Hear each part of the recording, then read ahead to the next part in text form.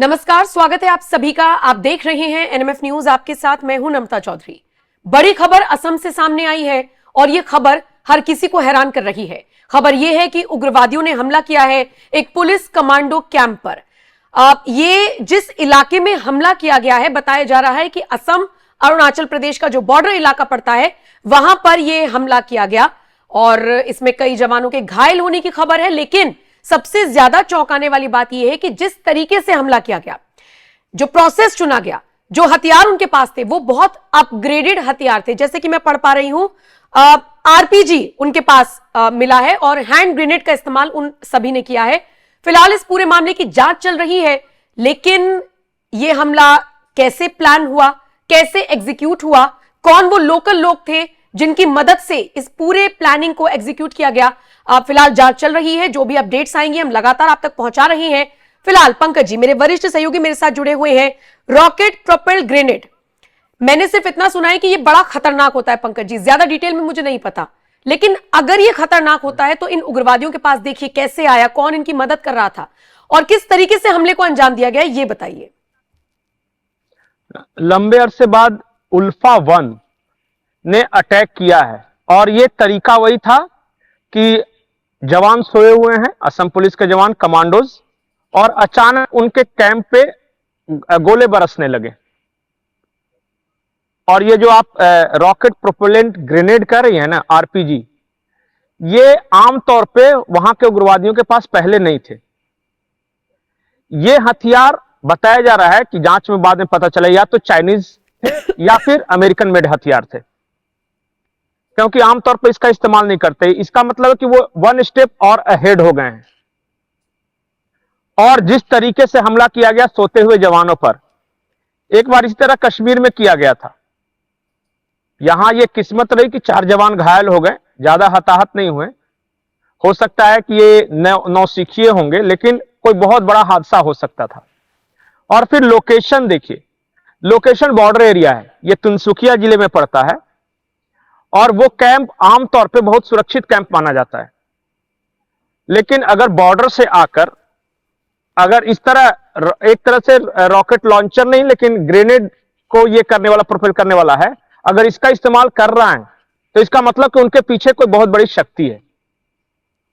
फिर अचानक ये खबरें आनी शुरू हो गई। कल रात भर मणिपुर के चुराचांदपुर में दोनों तरफ से गोलीबारी होती रही, सिक्योरिटी फोर्सेस और कुकीज जियोनिस्ट मिलिटेंट के बीच।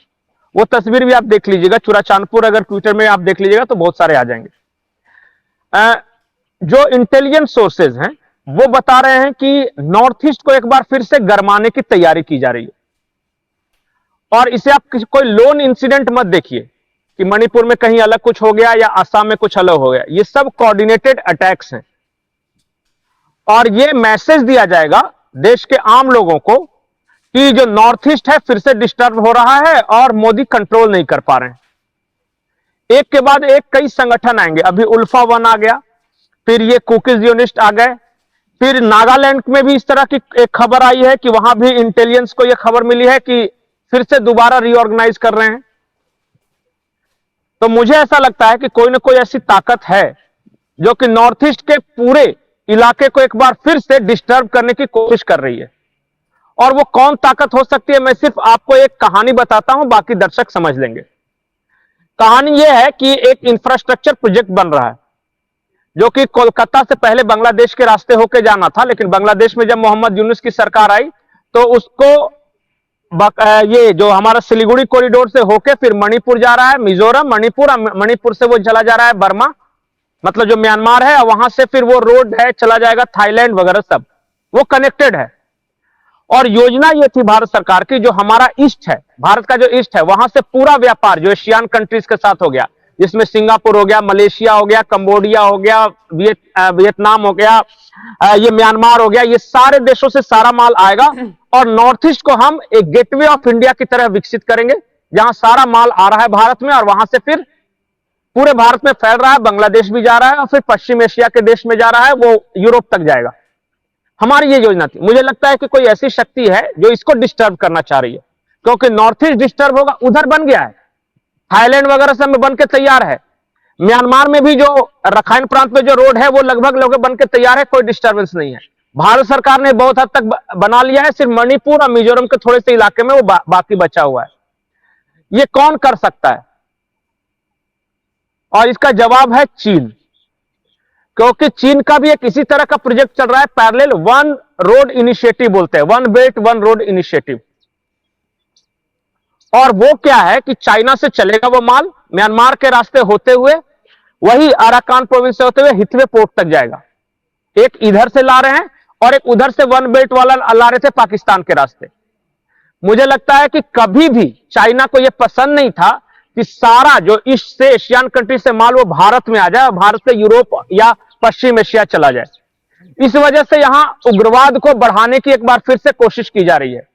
आपको याद होगा मोहम्मद यूनुस गया था चाइना और वहीं उसने स्टेटमेंट दिया था ये कि इंडिया इज लैंडलॉक्ड और हम नॉर्थ ईस्ट को काट लेंगे। बताइए कि उसी देश में जाकर उसने क्यों स्टेटमेंट दिया? क्योंकि वो स्टेटमेंट चाइना को पसंद था।